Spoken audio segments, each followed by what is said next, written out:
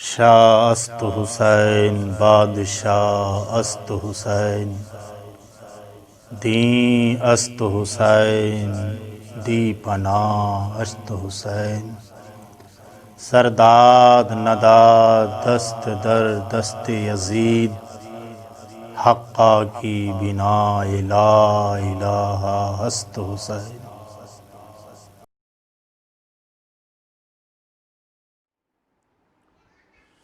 سامعین و ناظرین السلام علیکم ورحمۃ اللہ تعالی وبرکاتہ۔ الحمدللہ الذی فضل سیدنا و مولانا محمدا علی العالمین جمیعا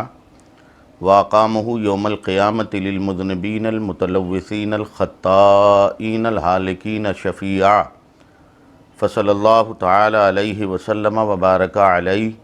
وعلی کل من ہوا محبوب و مرضی لدیہ،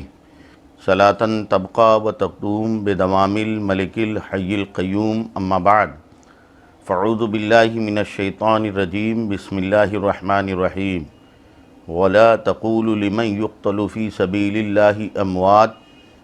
بل احیاء ولكن لا تشعرون۔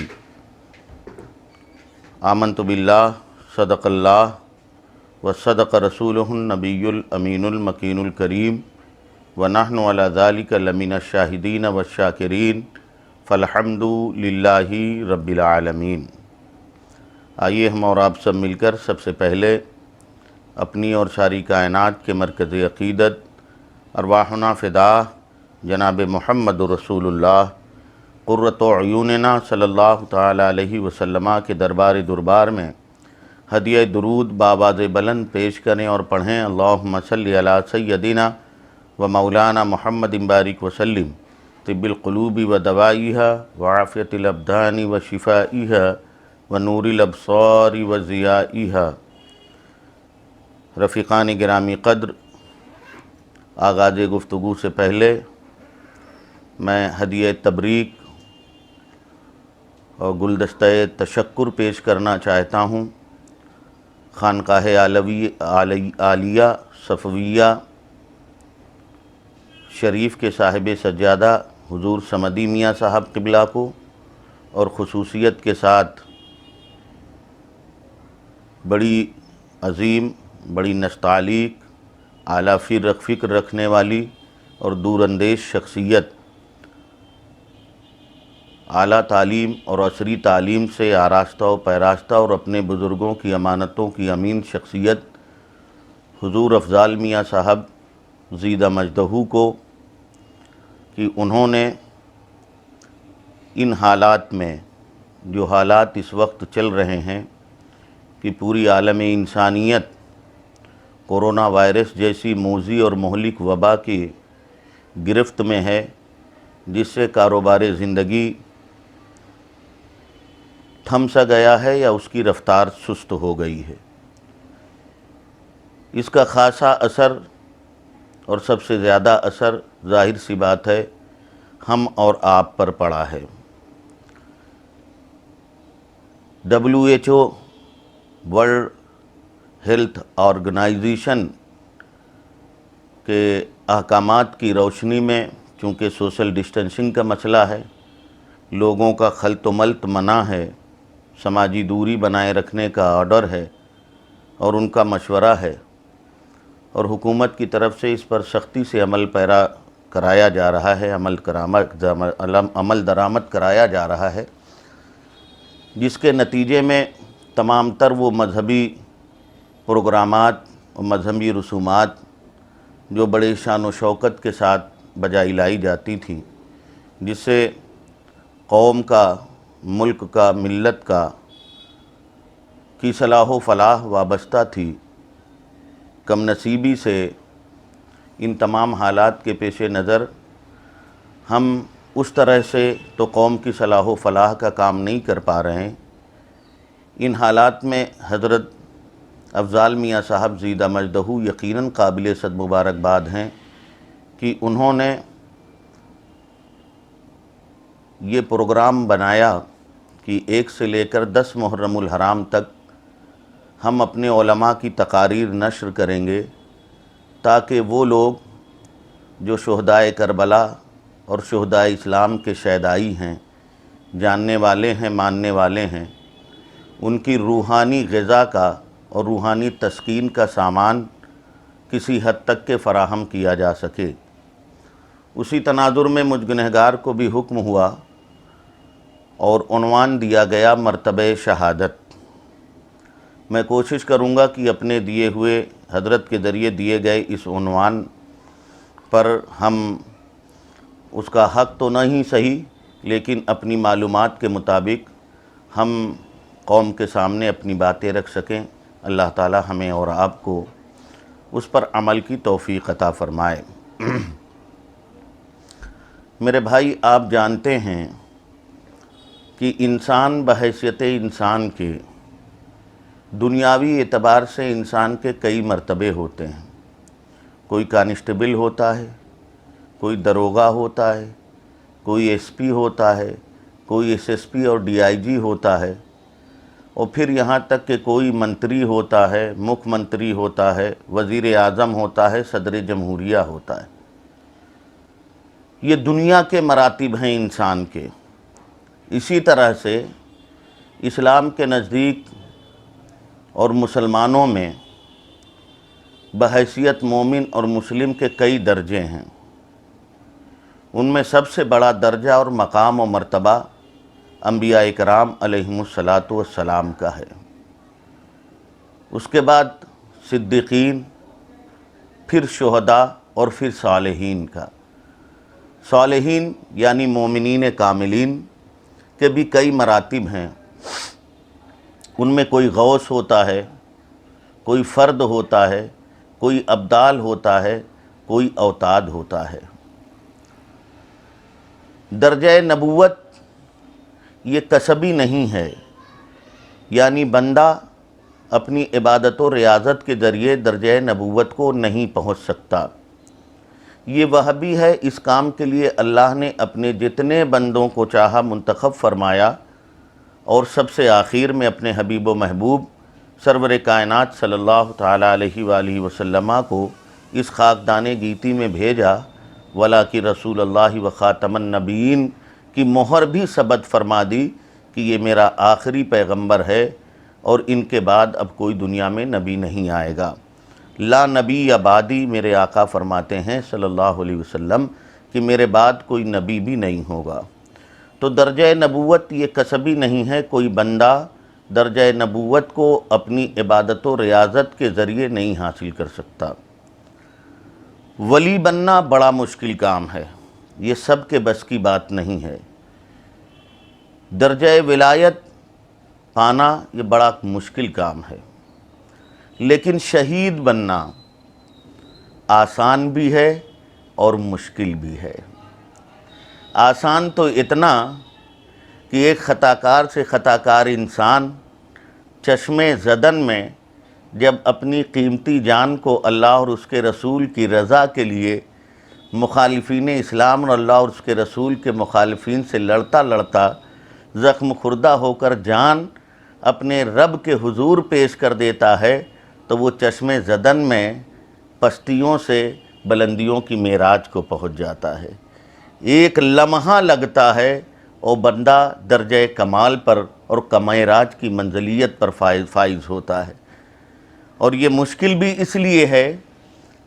کہ میدان کارزار میں جانا، زخم کھانا، تیر کے، تلوار کے، نیزوں کے، خون کا بہنا اور پھر جان قربان کرنا، یہ معمولی دل گردے والے کا کام نہیں ہوتا۔ اس میں جتنی مشقتیں اور جتنی دقتیں ہیں، یہ تو انہی خوش نصیبوں کا حصہ ہے جنہوں نے اپنی جان و مال کو اللہ اور اس کے رسول کے لیے قربان کیا ہے۔ تو گویا کہ شہید بننا آسان بھی ہے اور شہید بننا مشکل بھی ہے۔ آسان تو اتنا ہے کہ میں ایک واقعہ آپ کو سناؤں، بڑا مشہور سا واقعہ ہے، مگر چونکہ موضوع سے مناسبت رکھتا ہے اس لیے عرض کرتا ہوں۔ عبد القیوم نام کا ایک کوچوان رہتا تھا کراچی کی دھرتی پر، بہت سال پہلے کی بات ہے۔ ایک گستاخ رسول، چونکہ ہم اس کو اچھی طرح سے جانتے ہیں کہ ہمارے پڑوسی ملک پر اسلام دشمن طاقتیت، طاقت، صہیونیت اور عیسائیت نے پنجے گاڑ رکھے ہیں، اس لیے ہماری مذہبی طور پر بھی وہاں سے فتنوں کا جنم ہوتا رہتا ہے۔ کبھی مرزا غلام احمد قادیانی کے نام پر نئے نبی کو پیدا کیا جاتا ہے، کبھی کسی کے نام پر مسیح موعود کو پیدا کیا جاتا ہے، کبھی یہ مہدی آخر الزماں کو پیدا کیا جاتا ہے، جانے کیا کیا مسئلے ہوتے ہیں۔ تو اسی طرح ایک موقع پر ایک شخص نے آقا کی شان اقدس میں گستاخی کی، کچہری میں وہ گستاخ موجود ہے اور جج ابھی اس کا فیصلہ کرنے والے ہیں، انگریز جج بیٹھے ہیں فیصلے کے لیے۔ اتنے میں اس بات کی اطلاع عبد القیوم نامی اس کوچوان سے ہوتی ہے جو وکٹوریا چلاتا تھا۔ پورے شہر کراچی میں اس کا کوئی دوست نہیں تھا، صرف اس کا وہ گھوڑا جس کو وہ موتی کہتا تھا، اور وکٹوریا چلا کے گزر بسر کرتا تھا۔ ایک معمولی سا انسان تھا، نہ اس کی کوئی اپنی شناخت تھی، نہ معرفت تھی، نہ پہچان تھی، نہ اس کا کوئی درجہ تھا سماج میں، نہ کوئی اس کے مرتبے تھے معاشرے اور سوسائٹی میں۔ لیکن جب اسے اطلاع ہوئی کہ ایک گستاخ نے، نام نہاد مسلمان نے آقائے دو جہاں صلی اللہ علیہ وسلم کی شان اقدس میں گستاخی کی ہے، تو اللہ اکبر، قربان جائیے، کیسے کیسے چاہنے والے ہیں، کیسے کیسے ماننے والے ہیں۔ اور پھر مجھے اعلیٰ حضرت سرکار یاد آتے ہیں، کروں تیرے نام پر میں جاں فدا، نہ بس ایک جاں دو جہاں فدا، دو جہاں سے بھی نہیں جی بھرا،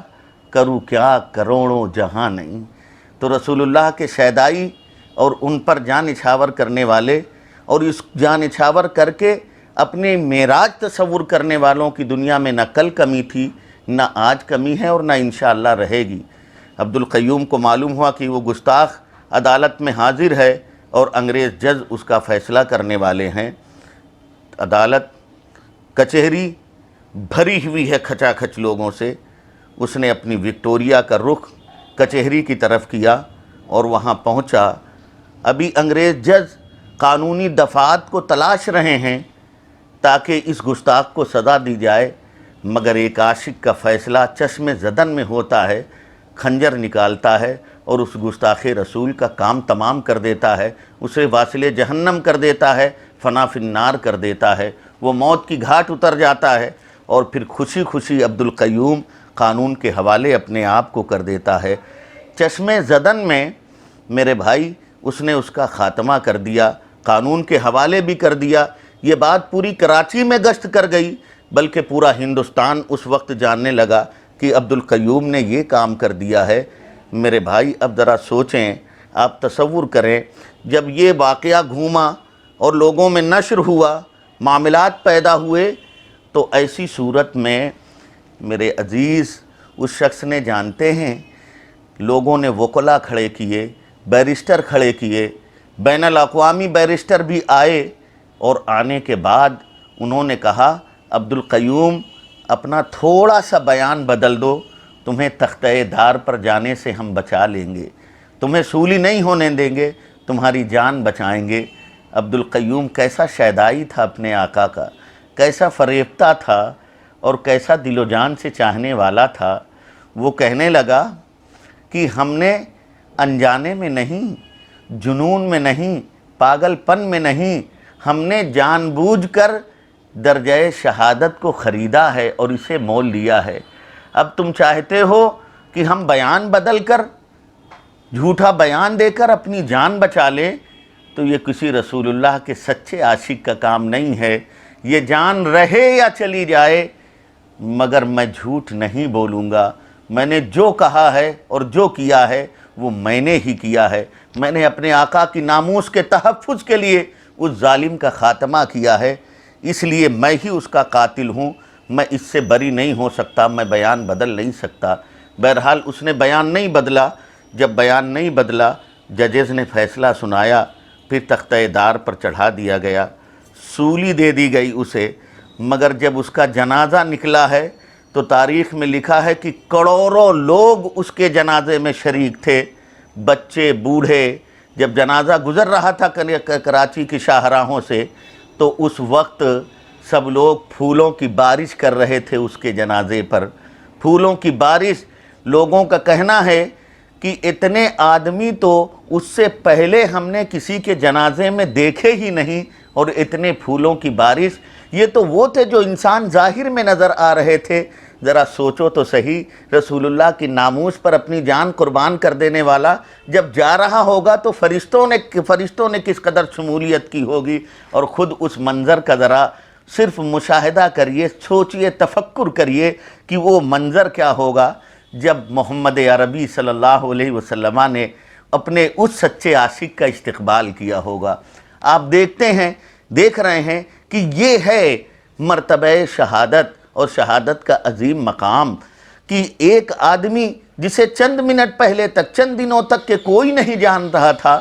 مگر رسول اللہ پر اپنی جان کیا فدا کر دی ہے، بقائے اسلام کے لیے اس نے جان کیا نچھاور کر دی ہے، پوری دنیا میں اس کی جے جے کار ہے، ہر دلوں کی تمناؤں کا مرکز بن گیا ہے، ہر دلوں میں اس کا گھر ہو گیا ہے، ہر دل اس کے لیے دھڑکنے لگا ہے، ہر زبان پر اس کا تذکرہ ہے۔ ذرا سوچئے آپ، ایک عام انسان جب درجہ شہادت پاتا ہے تو اس کو اس قدر مراتب بلند ہو جاتے ہیں کہ سماج کا سب سے نچلے درجے میں رہنے والا انسان آج بڑے بڑے لوگوں کی آنکھوں کا تارا بنا ہوا ہے۔ تو ذرا سوچیو تو صحیح، جب اللہ کے حبیب صلی اللہ علیہ وسلم کے پیارے نواسے، راکب دوش پیمبر، شہزادہ مولائے کائنات، لخت جگر فاطمۃ الزہرا، سیدنا امام عرش مقام علی جدہ علیہ الصلاۃ والسلام نے کربلا کی تپتی ہوئی ریت پر، اس بے آب و گیا چٹیل میدان پر اپنے چھوٹے چھوٹے بچوں کو لے کے اللہ کی رضا اور خوشنودی کے لیے پہنچے، تو انہوں نے عباس علمبردار کو بھی قربان گاہ پہ پیش کر دیا، جوان علی اکبر اور جناب قاسم کو بھی پیش کر دیا، 6 ماہ بچے علی اصغر کی قربانی بھی پیش کر دی۔ تیریں چل رہی ہیں، انیاں چل رہی ہیں، برچھیاں چل رہی ہیں، تلواروں سے زخمی ہو رہے ہیں، اور نہایت صبر و سکون کے ساتھ سب کو آپ الوداع کہہ رہے ہیں، اور رب کے حضور امتحان میں کامیابی کی دعا کر رہے ہیں۔ یہی نہیں، حد یہ کہ بقائے اسلام کے لیے اور تحفظ اسلام کے لیے حضرت امام عرش مقام علی جدہ علیہ الصلاۃ والتسلیم نے خود اپنی جان اقدس کو بھی اللہ اور اس کے رسول کی رضا کے لیے میدان نینوا میں قربان کر دیا، جام شہادت نوش فرما لیا۔ تو اب آپ اندازہ کریے کہ ایک عبد القیوم چشم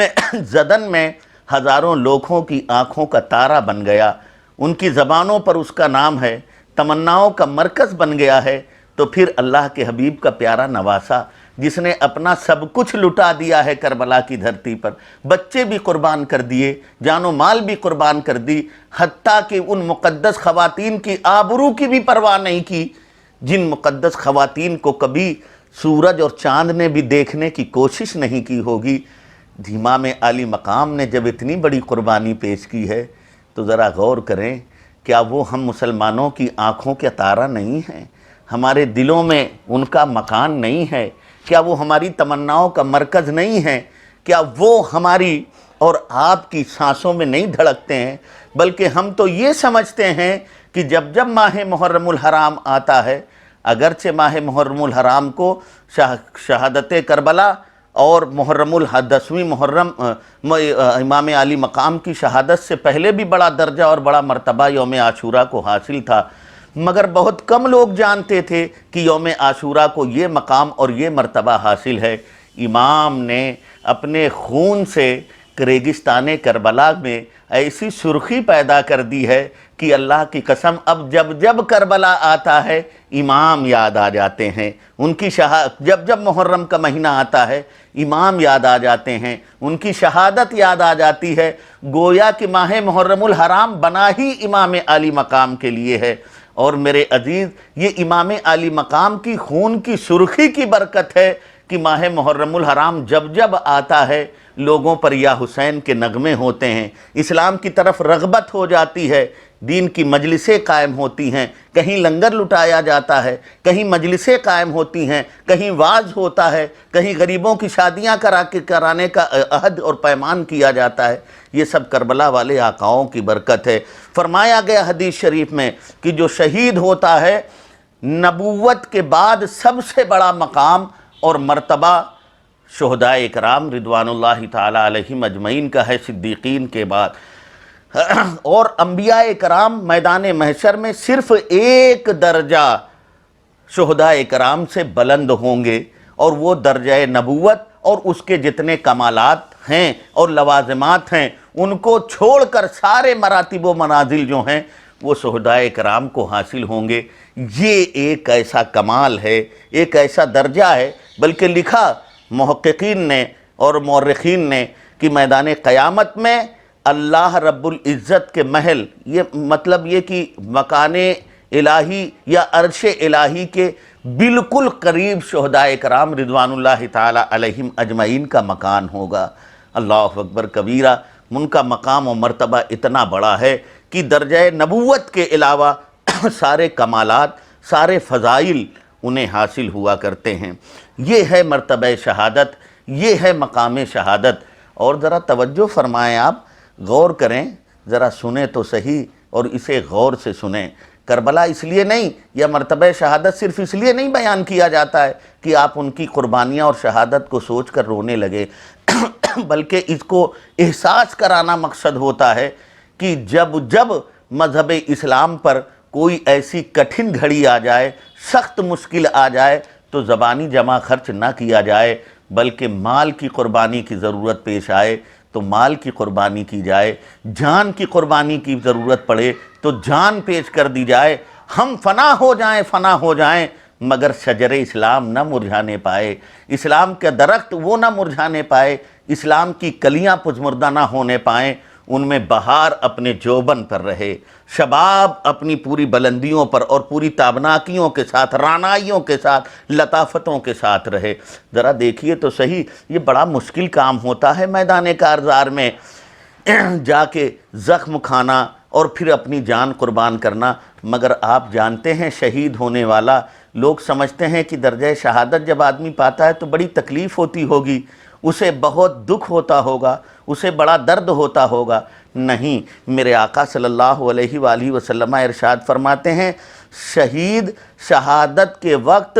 اس کو بس اتنا احساس ہوتا ہے، اتنا کرب ہوتا ہے، اتنی تکلیف کا احساس ہوتا ہے، جیسے چوٹی کاٹتی ہے جب، تو چوٹی کے کاٹنے کے بعد کسی آدمی کو جتنی تکلیف کا احساس ہوتا ہے، بس اتنی ہی معمولی تکلیف کا احساس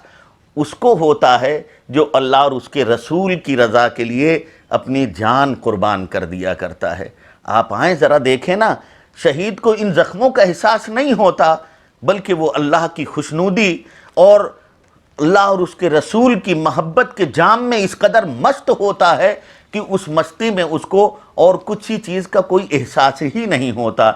کیا آپ کو وہ واقعہ یاد نہیں ہے جو قرآن مقدس میں حضرت یوسف اور حضرت زلیخا کا ذکر کیا گیا؟ آپ کو یاد ہوگا، بارہا آپ نے سنا ہوگا کہ جناب زلیخا نے جب مصر کی معزز خواتین نے ان پر تانے کشے، تانہ زنی کی، تو انہوں نے دعوت کی۔ دعوت دینے کے بعد پھر سب کے ہاتھ میں چھری اور کوئی سا پھل،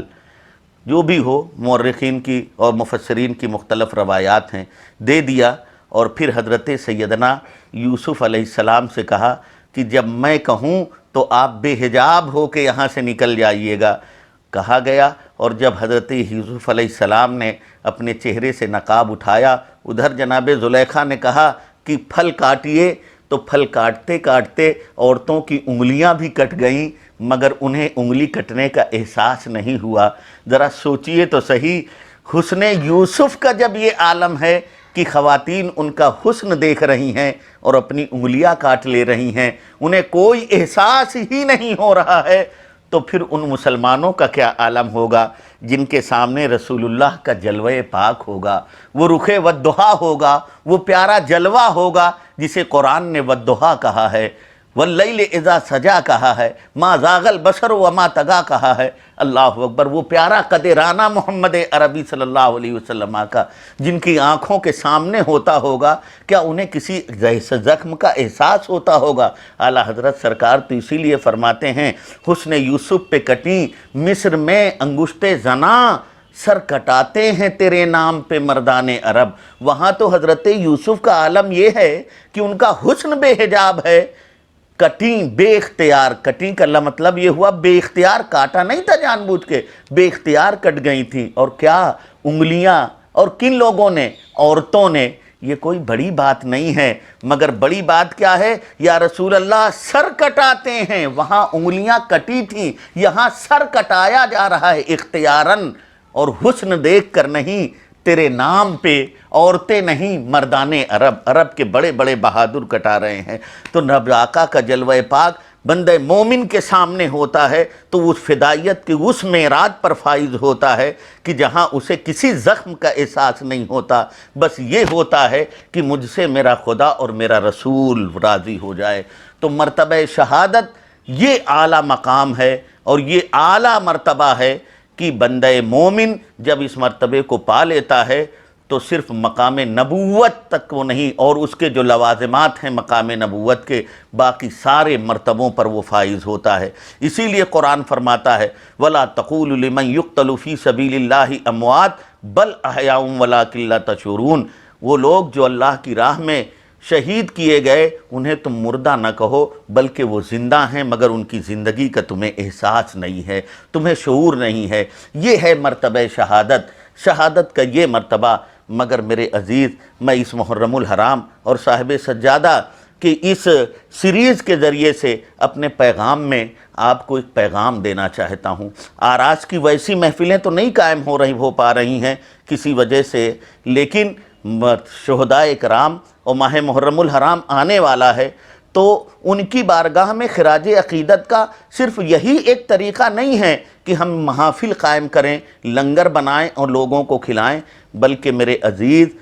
ایک طریقہ یہ بھی ہے کہ آج لاک ڈاؤن ہونے کی وجہ سے، آج کے تمام کرونا وائرس کے معاملات ہونے کی وجہ سے، نہ جانے اسلام اور مسلمانوں پر بلکہ عالم انسانیت پر کیسے کیسے مصائب ٹوٹ پڑے ہیں۔ شہدائے کربلا کے دن آ رہے ہیں، ماہ محرم الحرام آ رہا ہے، آ گیا ہے، بلکہ یوں کہہ لیجیے آپ۔ تو اس ماہ مقدس میں اگر آپ محفلیں نہیں قائم کر رہے ہیں تو وہ ضرور کریے جس کا پیغام کربلا کی دھرتی سے امام عرش مقام نے دیا ہے۔ جان قربان کر دی ہے، عزم مصمم یہی تھا کہ جان جاتی ہے تو چلی جائے، مگر رسول اللہ کی آن نہ جانے پائے، شان نہ جانے پائے، اسلام کے شجر کی آبیاری کی جائے، وہ اسلام کا پودا مزمحل نہ ہونے پائے، وہ گرنے نہ پائے۔ تو ہمارے لیے آج یہ تعلیم ہے، یہ درس ہے، یہ پیغام ہے کہ کربلا والے آقاؤں کا وہ پیغام ہم عام کریں کہ حالات چاہے جتنے مخدوش ہو جائیں، حالات چاہے جتنے بگڑ جائیں، جب ہمارے امام نے نیزے اور برچھیوں کی سائے میں اللہ کا سجدہ کیا تھا۔ آج مسجدیں اگرچہ ہمارے لیے بند ہیں، 5 لوگوں کی نمازیں پڑھنے کی اجازت ہے، لیکن اس کا مطلب یہ نہ نکالا جائے کہ پہلے تو پڑھتے بھی نہیں تھے، اب حکومتی سطح پر بھی مسجدوں میں جانے سے ممانعت ہے، تو چلو بھائی اب فرصت ہو گئی۔ نہیں، اگر آپ سچے امام کے شیدائی ہیں تو آپ کے لیے سجدہ گاہ صرف مسجد نہیں ہے، امام کا شیدائی اور امام کا دیوانہ تو بس یہ جانتا ہے اور یہ سمجھتا ہے اور ان کے کردار کو اپنی زندگی میں عملی طور پر اس طرح اتارنا چاہتا ہے کہ جہاں بھی ہم رہیں، جب وقت نماز ہو جائے سجدہ کر کے اپنے امام کو یاد کر لیں کہ اے میرے امام، آج ہمیں سجدہ کرنے کا شعور اس لیے ہے کہ اتنی سخت مشکل میں آپ نے سجدہ اللہ کا ادا کیا تھا اور مومنوں کو ان کی معراج کا شعور بخشا تھا۔ آپ آراز کی تقریبیں منعقد کرتے تھے، مریدین خاصا نذرانہ پیش کرتے تھے پیرانے ذوی احترام کے حضور، تاکہ آنے والے مہمانوں کی باضابطہ ضیافت ہو سکے، معاملات ہو سکیں۔ اب میرا آپ کو یہ پیغام ہے کہ آراز کی ویسی تقریبیں تو نہیں ہوں گی، مگر یہ پیسہ اکٹھا کریے اپنے بچوں کی تعلیم میں خرچ کر دیجئے، اسلام کی تعلیم اور اس کی نشر و اشاعت میں خرچ کر دیجئے۔ آپ کے پاس پڑوس میں جو غریب مفلوک الحال ہیں، جنہیں کھانے کے 2 وقت کی روٹی میسر نہیں ہے، امام کے نام کا صدقہ انہیں کھلا دیجئے۔ اپنے پڑوسیوں کی پرواہ کریے اور خود عملی طور پر مضبوط بنیے، دین کا شعور پیدا کریے، اور دین کا شعور پیدا ہو جانے کے بعد عصری تعلیمات میں آپ جن بلندیوں پر فائز ہونا چاہیں، آپ ان بلندیوں پہ فائز ہو جائیں۔ یونیورسٹیز کے دروازے آپ کے لیے کھلے ہیں۔ بڑی مسرت ہوئی ہے، آپ کو یاد ہوگا جامعہ ملیہ میں باضابطہ طور پر سی اے این آر سی کے تعلق سے جیسا معاملہ فاسسٹ طاقتوں کے ذریعے کیا گیا، مگر تعلیمی درجہ بندی میں آپ نے اخبارات میں پڑھا ہوگا کہ جامعہ ملیہ 1 نمبر پہ آیا، اور جامعہ ملیہ کے مسلم اور غیر مسلم ابھی جو یو پی ایس سی کا رزلٹ آؤٹ ہوا ہے، اس میں الحمدللہ 42 مسلمان بچے یو پی ایس سی کے امتحان میں کامیابی انہوں نے حاصل کی ہے، جن میں اکثر تعداد جامعہ ملیہ کے پڑھے ہوئے بچوں کی تھی۔ تو میرے بھائیے، آئیے کربلا والے آقاؤں کے اس پیغام کو، کربلا والے آقاؤں کے آقا اور ان کے جد کریم محمد عربی صلی اللہ علیہ وسلم کا وہ پیغام کہ علم حاصل کرو اگرچہ تمہیں 3 چین تک جانا پڑے، اس پیغام کو حرز جاں بنائیے، گلے کا تعویذ بنائیے، بچوں کو دینی شعور دیجئے، اور اس کے بعد بڑے بڑے امتحانات ان سے دلائیے، تاکہ ایک بندہ مومن وہ اچھا آفیسر بن سکے، اچھا آئی ایس بن سکے، پی سی ایس بن سکے، آئی پی ایس بن سکے، اور اس سے پہلے دین کی اتنی تعلیم ہو کہ اسے حلال کی بھی تمیز ہو اور حرام کی بھی تمیز ہو، وہ مدرسے کا پڑھا ہوا بھی ہو، دنیا کی تعلیم سے پہلے وہ رسول اللہ کی تعلیم کا باضابطہ طور پر پڑھا لکھا ہو، اور ان کی تعلیم کے زیور سے اپنے آپ کو آراستہ کر چکا ہو، پھر دنیا میں کوئی عہدیدار ہو، ڈی ایم ہو، ایس ڈی ایم ہو، آئی ایس ہو، پی سی ایس ہو۔ میرے عزیز، آپ جانتے ہیں کتنا کرپشن ہے حکومت کے محکموں میں، مگر میں یقین کے ساتھ کہتا ہوں، جب رسول اللہ کے قانون کی ہتکڑیاں پہنے اور رسول اللہ کے قانون کی بیڑیاں پہنے اور رسول اللہ کے قانون کا ماسک لگا کر کوئی آئی ایس ڈی ایم بن کر اپنی کرسی پہ بیٹھے گا، تو یقین جانیے وہ رشوت خور نہیں ہوگا، وہ کوئی پرسنٹیج نہیں لے گا، وہ ناحق نہیں کرے گا، پھر وہ انصاف کا بول بالا کرے گا، وہ پھر وہ کام کرے گا۔ آج ہم دیکھتے ہیں کہ ایک سڑک بنائی جاتی ہے، دوسرے دن کھد جاتی ہے، بیکار ہو جاتی ہے، اس لیے کہ اتنا کمیشن دے دیا گیا ہے کہ غلط قسم کا مال لگایا گیا ہے۔ مگر میرے بھائی، جب شہدائے کربلا کا ماننے والا،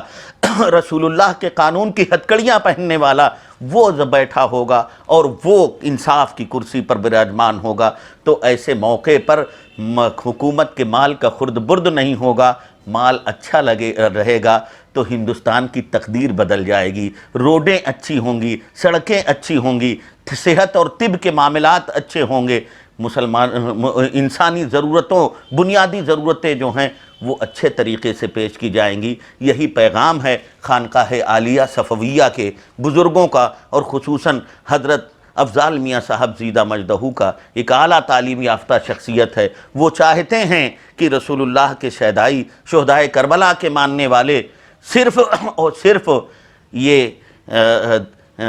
کیا کہتے ہیں، دنیاوی تعلیم ہی، دینی تعلیم ہی نہیں کہ کسی مسجد کے امام بن جائیں، مؤذن بن جائیں اور اس سے گزر بسر کریں، نہیں، ان کا پیغام تو یہ ہے کہ دین کی تعلیم حاصل اس لیے کرو کہ تم سنور جاؤ، اور دنیا کی تعلیم اس لیے حاصل کرو کہ بحیثیت ہندوستان کے شہری ہونے کے اپنے اسلام کا بھی بول بالا کرو اور اپنے ملک کا بھی نام روشن کرو، تاکہ تمہارا ملک تمہارے نام سے پہچانا جائے، اور ہندوستان کی ذرہ ذرہ اور ہندوستان کی زمین کا کण کण یا جب بھی تاریخ یاد کی جائے اور دہرائی جائے تو مسلمانوں کے کارناموں سے بھری پڑی ہو، کہ ہندوستان کے یہی جیالے مسلمان تھے جنہوں نے اپنی علمی کاوشوں سے، اپنی جان کے ذریعے، اپنے مال کے ذریعے باضابطہ طور پر ملک کا نام روشن کیا ہے، مذہب کا نام روشن کیا ہے۔ میں دعا کرتا ہوں کہ اللہ رب العزت ہماری ان باتوں پر آپ کو بھی اور ہم سب کو بھی عمل کرنے کی توفیق رفیق عطا فرمائے۔ خوب کی سیر چمن، پھول چنی شاد رہے، باغ باں جاتا ہوں میں، گلشن تیرا آباد رہے۔ میں نے جو باتیں کہی ہیں اس میں جو جانے انجانے غلطی ہو گئی ہو، میں رب کے حضور توبہ کرتا ہوں اور پڑھتا ہوں لا الہ الا اللہ محمد رسول اللہ وما علینا الا البلاغ. السلام.